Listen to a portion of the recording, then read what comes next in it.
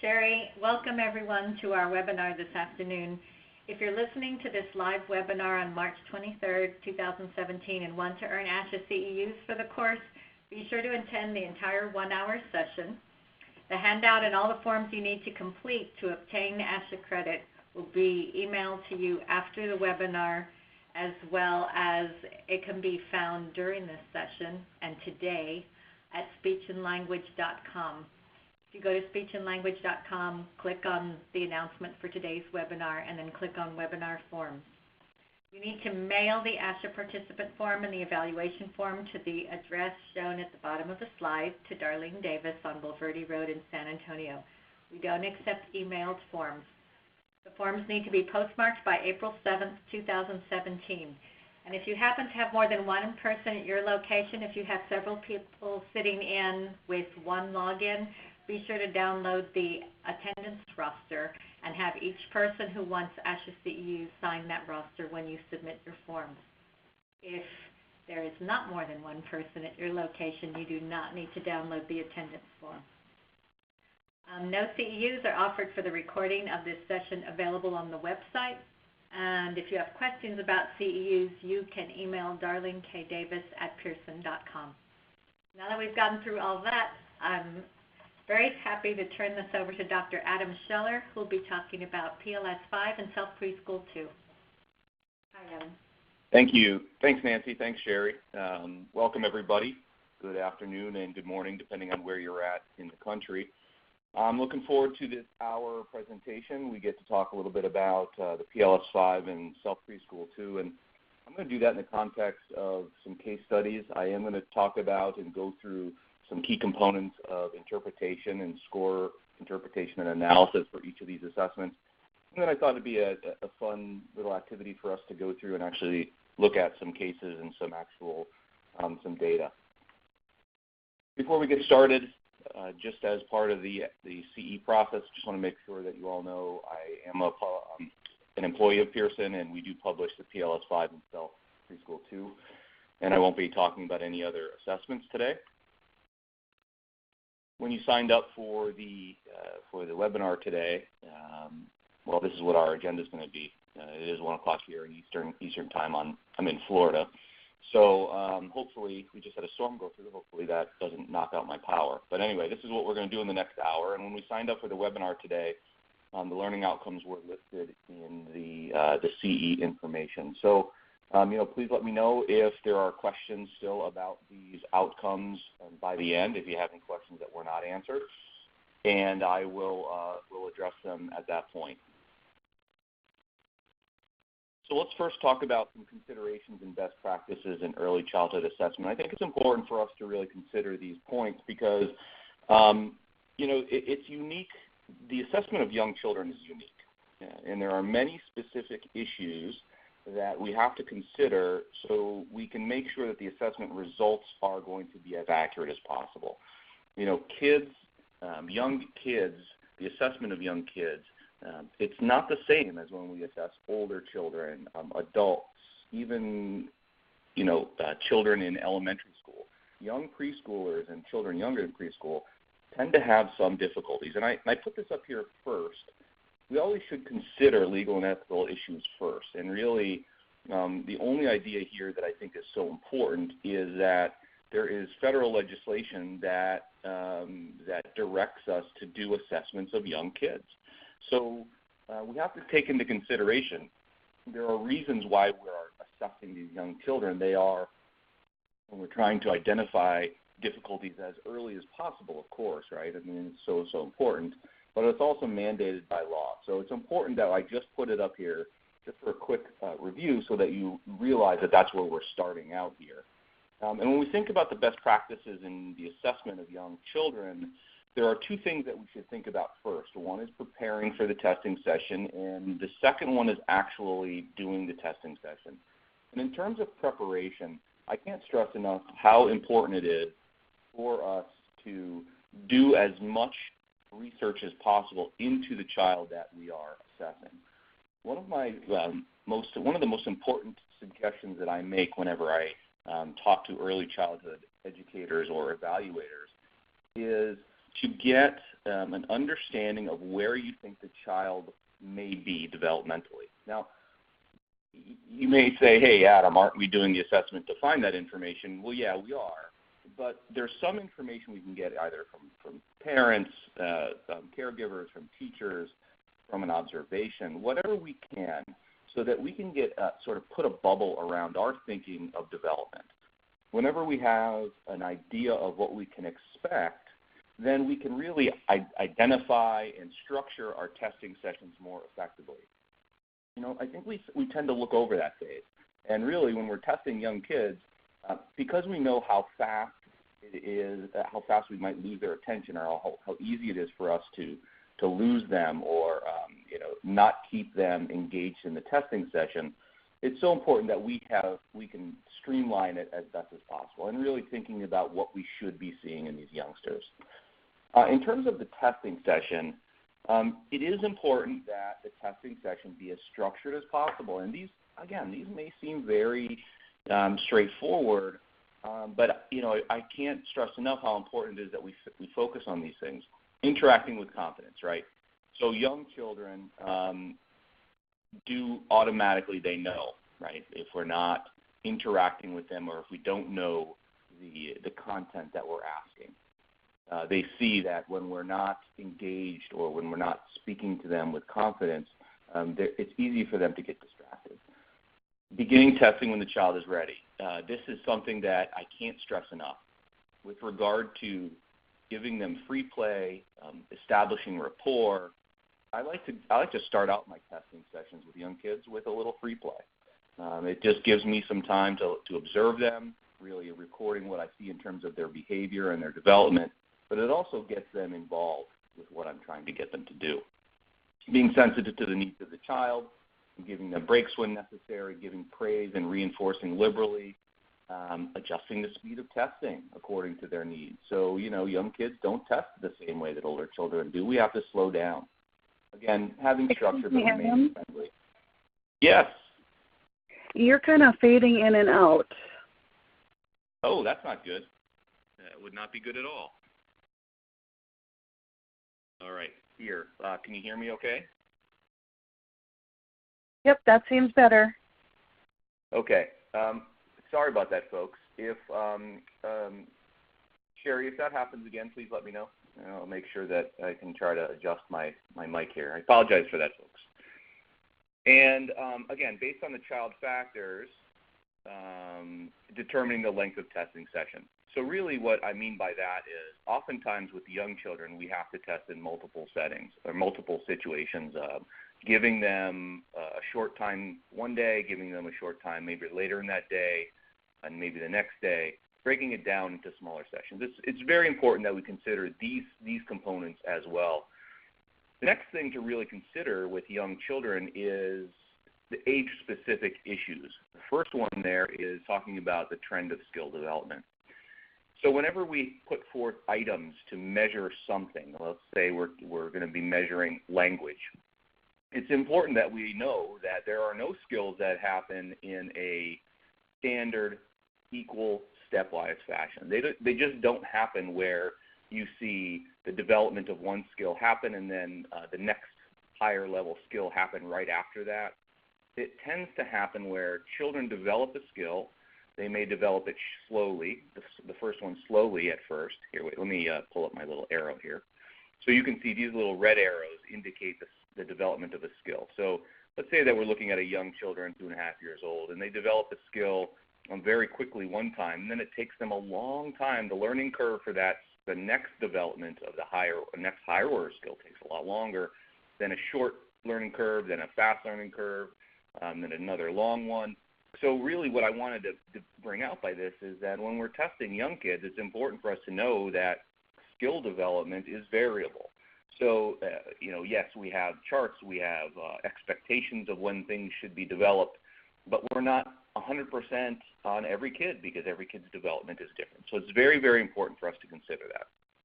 Additionally, characteristics of young children and analyzing age-specific abilities. So let's get into the characteristics of young children a little bit more in detail. With regard to variability, again, I kind of hit that on that earlier slide, but children are variable. especially with young children. We see very different profiles in every kid that we see.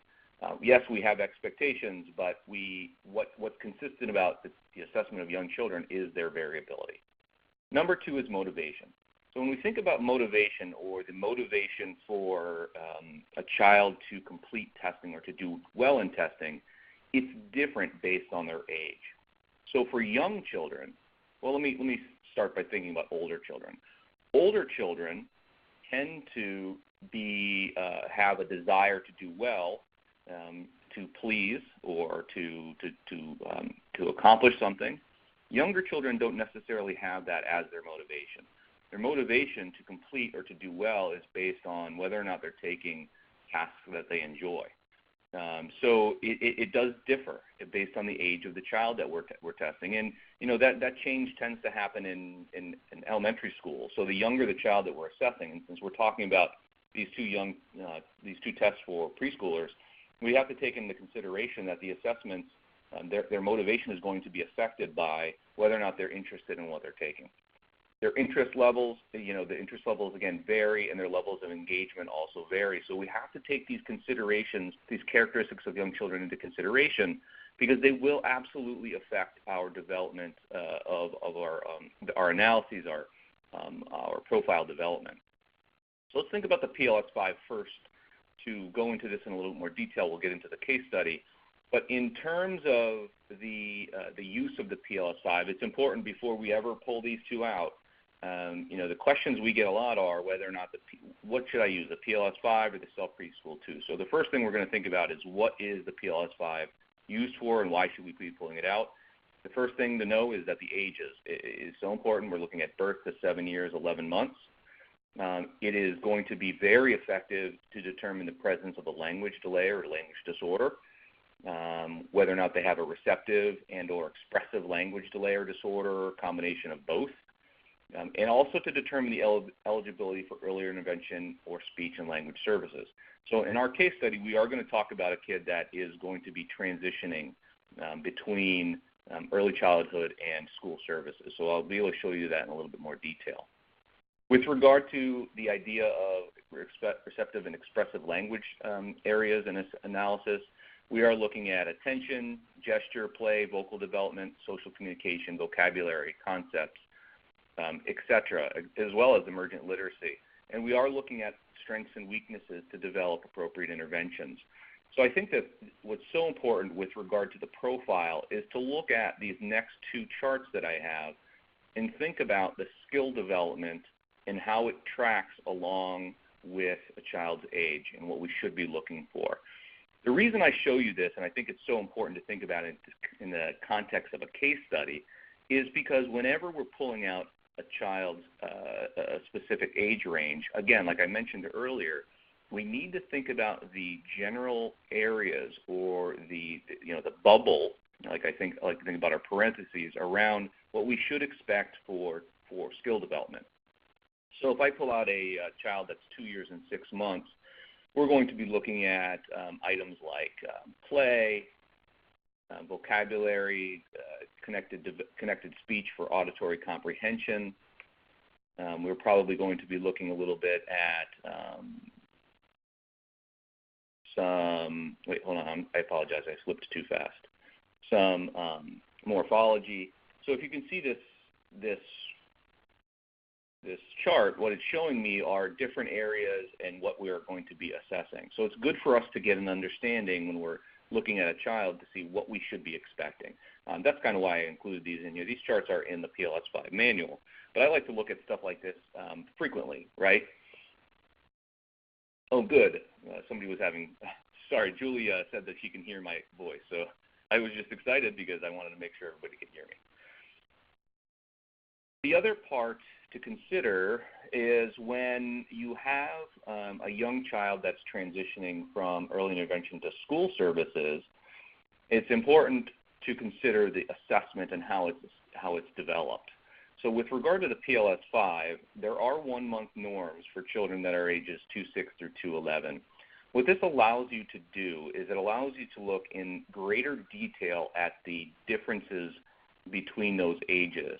Because what happens sometimes is when you have larger norm groups, like 6 months norms, for example, what happens is you tend to get, or you have the potential to have, inflated scores. And what I mean by that is, let's say that you test a child at 2 years, 6 months, and then you test a child at 2 years, 10 months.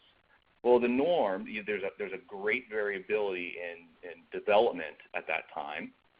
And a child that is 2 years and 10 months, their score may be a little bit higher than what you would expect because they are at the same criteria. They're at the same, they're being evaluated at the same level as a child that's 2 years, 6 months. That doesn't tend to be an issue for most tests. But when we're thinking about really young children, this age is really sensitive to that. Okay, so the 1 month norm intervals, it allows them to be compared to the 1 month age group rather than the 6 month age group. So that's really important to consider when you're testing these young children.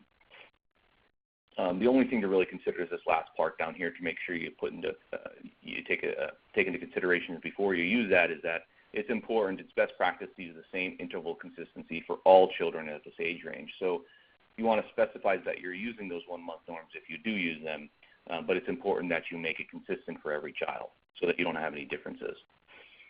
With regard to sensitivity and specificity, you might wonder why this is important. Well, it is also so important to consider sensitivity and specificity, positive and negative predictive power, whenever we want to determine the amounts of kids or who we should be, how accurate we are identifying children with language delays or language disorders. So the reason I just pulled this up here is it's an example, it's a hypothetical example that I pulled up for 1.5 standard deviation cutoff, which is a standard score of 78. And this is pretty common across the country. I know different folks use different cutoffs, or different states use different cutoffs, but this would be for a language disorder with an approximate prevalence of 10%, and that's common, right? So in this situation, if I were to pull out the PLS-5 and I need to pull, do an assessment to determine language disorder, and we are using this for kids or using this to test kids that we suspect have language disorders, we can feel pretty confident that we are accurately identifying a large number of children with the language disorder who actually have a language disorder. So we have a 0.92 sensitivity, which is very high. And in that context, let's think about that context with regard to a young case. This is, again, these are going to be, there's no identifying information in here, folks. These are, I made up the names and the ages and things like that, so, and the pictures, obviously. But gives us a nice little visual. This young male is Brock. He is 2 years and 10 months of age. And let's go over his results for the PLS-5. So you can see here he was born August 13th of 2008, and he was assessed June 13th of 2011, so that makes him exactly 2 years and 10 months. And here are his results, okay? So what I'm going to do is I want to go through these results, and then at the end I want you to kind of talk a little bit about, or put in the chat box a little bit about what you would think should be the recommendations or some of the findings. But if we look at this youngster, think about it in terms of the 4 levels of analysis, or the 4 levels, best practice levels of analysis that speech and language oftentimes follows, with regard to number 1, which would be the presence of a disorder. So if we look at this, we see auditory comprehension at a standard score of 77, expressive communication at a standard score of 67, and the total language score, standard score of 67. I don't see great variability between auditory and expressive communication. There's only 3-point difference. And if we look at the confidence interval at a 90% confidence interval, 9 out of 10 times this child's scores are going to fall well below what we would expect for his age. So this child has significant difficulties with both expressive and receptive language, which indicates to us that going back and showing how effective the PLS-5 is at identifying a disorder, this indicates to us that this child likely has a language disorder, mixed expressive receptive language disorder. When we're looking at, I like to look at the visual here, I know that not everybody does, I tend to follow this very well, but showing us that the average range would be in the purple, in the middle, or the pink, however you want to see it, between 85 and 115. We see that this child's scores fall well below even 2 standard deviations below the mean. So if your cutoff for identification of a language disorder is 1.5 standard deviations, let me erase this real quick. If your cutoff is 1.5 standard deviations, that would fall right around there. So we can see that both for receptive, expressive, and total language, this child falls below that cutoff point. It's important for us to consider the discrepancy. Now, on the 2 previous slides, what I said is that the child did not have a significant difference between auditory comprehension, expressive communication. I said that because there was only a 3-point difference, but it's important for you to consider the discrepancy comparison. So it is important for us to think to do this analysis, and the first step of it is to determine the difference. So we see there's a 3-point difference between AC and EC. In the manual, you can see that the manual numbers are listed here at the bottom. You see that the critical value is 11 points. So if it was a difference of 11 points or greater, that would indicate to me that it was statistically significant. So that's the first criteria, that's the first benchmark that we have to measure against, is whether or not there is a statistical significance between the statistical significance for that difference, right? So for here, we know 3% or a 3-point difference does not exceed the critical value, so it's not significant. And then the second part is to determine clinical significance. In this situation, we wouldn't have to, of course, because if it doesn't exceed statistical significance, it will not exceed statistical significance. But let's say the case was here that for this child, it was, let's say, 78 and 67. That would exceed the 11-point difference, and at that point, we would have to analyze the clinical significance. And it tends to be what we look at is 15% or below being clinically significant. But we can see that for this youngster, there is no significant difference. So that's why we can, with confidence, say that this child has both an expressive and a receptive language disorder. The next part of this analysis that I have here are the growth scale values. Now, you can see that the growth scale values here, we only have 1 administration. But what this allows us to do is it allows us to track progress over time on the same measure. So we can see that the AC at a 464 and the EC at 452. What we would do is for the second administration, we would write down the growth scale values again and be able to compare time 1 to time 2. And again, we're only comparing one measure to the same measure at 2 different times. So I wouldn't be comparing this to another test. I would have to measure AC from time 1 to AC time 2. Let me get into that in a little bit more detail because the growth scale values are very helpful if you are measuring progress from time 1 to time 2. And for this type of a child who is 2 years and 10 months, what you want to provide for the school when you're transitioning services, or let's say that this is the second evaluation or maybe even the first evaluation for early childhood, what you want to have are GSV scores for time 1 so that you can then analyze it for time 2 to determine whether or not your interventions or the child is even making any progress. So let's talk about these scenarios so that you feel confident with how to interpret them. So if I look at these 2 first scenarios, scenario 1 and 2, if I'm looking at auditory comprehension, and at time 1 the child gets a standard score of 79 and a growth scale value of 492, and at time 2 the child gets a standard score of 85 and the growth scale value is 520. What that shows me is the first thing I'm looking at is the growth scale value, and the growth scale value shows me that the child made an improvement from time 1 to time 2. Okay, the score went up.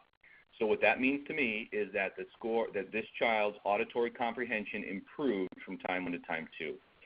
Additionally, if I look at the standard scores now, I can say that this child's skill or this child's auditory comprehension improved faster than their peer group. The reason I know that is because the standard score increased.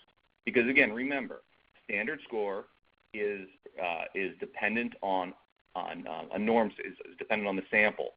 So it is a reflection of how fast that peer group increases in skill from time to time. The growth scale value is not dependent on the sample.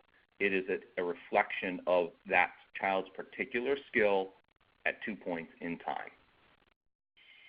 Additionally, so if we look at the next example, expressive communication down here at the bottom, the growth scale value went from 482 to 515. So what that tells me is that this child's expressive communication increased from time 1 to time 2, but the standard score stayed the same. So that's not necessarily bad. What that means is that this child increased at the same rate as their peers. So from time 1 to time 2, the standard score didn't increase. That means, they just increased as fast as their peers did. And at a 75, they're still well below their peer group. Okay, so even though that child made progress in expressive communication, they just didn't make it up very fast, or faster than their peers. Okay, so now that we know that, let's look at this next one. This is scenario 3. The scenario where we see the growth scale value increasing from time 1 to time 2. And again, remember, folks, that means that this child's skill, or their auditory comprehension, did increase. But the standard score decreased, and what that means is that the child made progress slower than their peer group. So this child, to me, is at risk for dropping farther and farther away from their peers. They're making progress, but just not fast enough. And then the last 2 scenarios here, these are less common, but I wanted to show them to you very quickly, which is that in the first one for expressive communication, you can see that the growth scale value stayed the same and the standard score went down. That's pretty easy to interpret, which means they didn't make any progress, and they're going further and further away from their peer group. They're separating further and further away. And auditory comprehension, you can see that both the standard scores and the growth scale values went down. And that's much less common, but can be the result of, let's say, a medical condition or a trauma, brain injury, things like that. So the point of me showing you that for this case is it's so important for a 2-year, 10-month-old, and I showed you the results showing us that this child had a disorder in both areas, so a mixed disorder, and it's important for us to track that from time 1 to time 2. In terms of their articulation, the articulation screener for this youngster, just to finish up this preschool, this PLS-5 case, the articulation screener raw score was 5. And if we go over to the chart over here, we see a score of 1 to 5. Further evaluation is indicated. So remember, folks, this is not a comprehensive articulation test on the PLS-5. It is a screener. So the benefit of giving this is it gives us an indication of whether or not we should look at it in more detail. And we should probably look at this a little bit more in detail. Although, what are your thoughts? Would you then further evaluate articulation for a 2-year, 10-month-old who had a mixed expressive receptive language disorder? Any thoughts on that? Go ahead and put that in the chat box if you have any thoughts.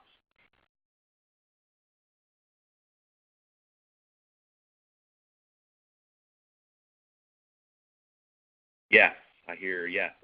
I hear a couple of yeses. No. Okay. Yeah, I think, what the important thing to really consider there is whether or not, right, probably not, I would focus on the language. Yeah, at that point, thinking about whether or not you would look at the articulation for a 2-year, 10-month-old, given the other results. And I think most of the time we wouldn't until the other areas are addressed. But again, think about it. We're going into school, right? In school age, maybe preschool, and it might be worth it in some cases. All right, let's look at some cases for the CELF Preschool-2. Well, let's think about the index scores first. Again, what can we measure with the CELF Preschool-2? We have the Receptive Language Index, which is, again, a measure of listening and auditory comprehension, and the Expressive Language Index, which is an overall measure of expressive language skills. If we think about the Language Content Index, it is a measure of semantic development. We're looking at vocabulary, concept development, word associations and relationships, and simple and complex sentences in terms of comprehension. And then the Language Structure Index, which is a measure of the ability to interpret and produce words and sentence structure. Again, if we go back and we think about this, think about this in terms of the sensitivity and specificity, we have, again, at a -1 standard deviation cutoff, which would be an 85. And I know that's a little different, but if we think about, again, what I showed for the PLS-5, if we think about the differences between the two tests, most of the time you'll be giving a PLS-5 for the youngsters who require early intervention services. And it tends to be the case, and I know this is not the same everywhere, but in a lot of states and local areas, the cutoff is 1.5 standard deviations. So that's at 77 and below. But CELF Preschool-2 tends to be an assessment that's given for kids going into schools. So that cutoff is a little different at times. We use 85 or below